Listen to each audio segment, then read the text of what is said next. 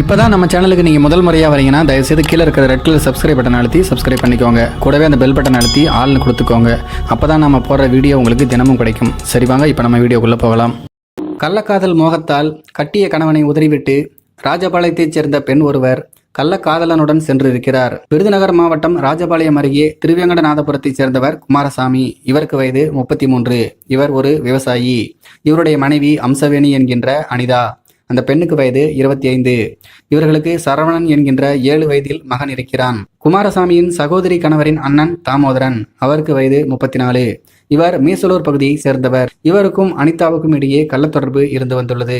அப்படிதான் ஒரு நாள் தன்னுடைய மகனுடன் மருத்துவமனைக்கு சென்ற அனிதா மாயமாகிவிட்டார். அவர் கள்ளக்காதலன் தாமோதரனுடன் கன்னியாகுமரி சுசீந்திரம் அருகே அக்கரையில் வீடு எடுத்து தங்கியிருந்தார். மனைவியை காணாத குமாரசாமி கீழராஜா குளமாறன் புதூர் போலீசில் புகார் செய்தார். தாமோதரனுடன் அனிதாவை பார்த்த குமாரசாமி நண்பர்கள் அவருக்கு தகவல் கொடுத்தனர். அதனை அடுத்து குமாரசாமி சுசீந்திரம் போலீசில் புகார் செய்தார். போலீசார் கள்ளக்காதலர்களை பிடித்து போலீஸ் ஸ்டேஷனுக்கு அழைத்து வந்தனர். அப்போது கணவன் குமாரசாமி நம்முடைய மகனுக்காக என்னுடன் வந்துவிடு என்று அந்த பெண்ணிடம் கெஞ்சினார். அப்போது கள்ளக்காதலன் என்னை கைவிட்டு விடாதே என்று கெஞ்சினான்.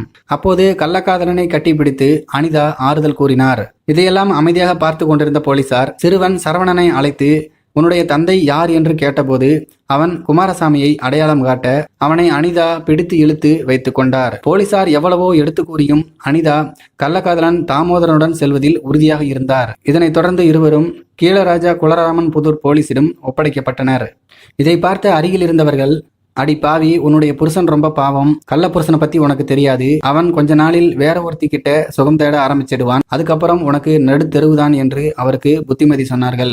புருஷன் காலில் விழுந்து மன்னிப்பு கேட்டுவிட்டு அவனோடு போய் குடும்பம் நடத்து என்று எவ்வளவோ அட்வைஸ் சொன்னார்கள். ஆனாலும் அந்த பெண் அதையெல்லாம் காதில் வாங்கவே இல்லை. இந்த சம்பவத்தை பத்தி உங்களுடைய கருத்துக்கள் என்ன அப்படிங்கிறத கீழே இருக்கிற கமெண்ட் பாக்ஸில் தெரியப்படுத்துங்க. மேலும் இது போன்ற வீடியோக்களை பார்க்க நம்முடைய சேனலை சப்ஸ்கிரைப் பண்ணிக்கோங்க. நன்றி, வணக்கம்.